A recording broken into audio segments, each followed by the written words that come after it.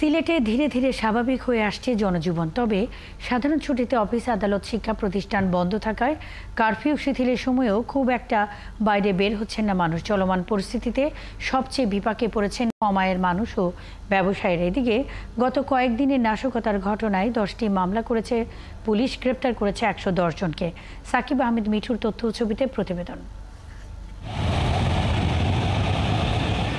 Curfew চলার সময় প্রতিদিন কখনো 2 ঘন্টা, কখনো 3 ঘন্টা, এমনকি 4 ঘন্টাও শিথিল রাখা হয়েছিল সাধারণ মানুষের চলাফেরার জন্য।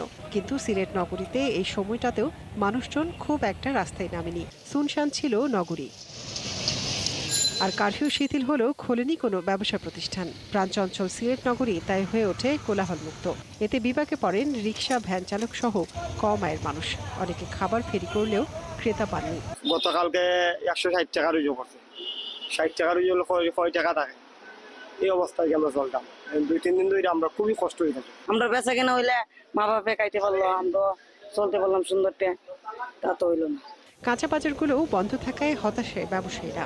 দিন দিন লোকসানের পরিমাণ বাড়ায় দ্রুত এ অবস্থার অবসান চান তারা। আমি চাই সরকারের কাছে যে যত দ্রুত গতিতে এটা সমাধানে দিত এবং সুন্দর শান্তি শৃঙ্খলা ফিরে আসুক। দোকান ভাড়া দিতে হইব, কারেন্ট বিল, এর মাঝে আপনার কার্ড মিটার, কার্ডের গেলা লাইনে ধরে খাড়াই আনতে ভালো লাগে, সব দিকে সমস্যা।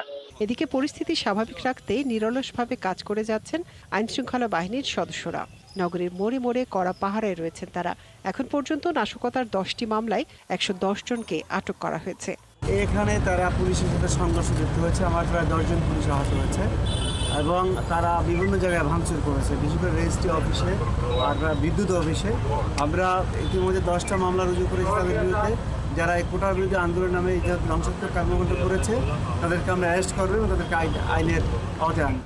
এমন দমবন্ধ পরিবেশ থেকে দ্রুত পরিত্রাণ চান সিলেটবাসী।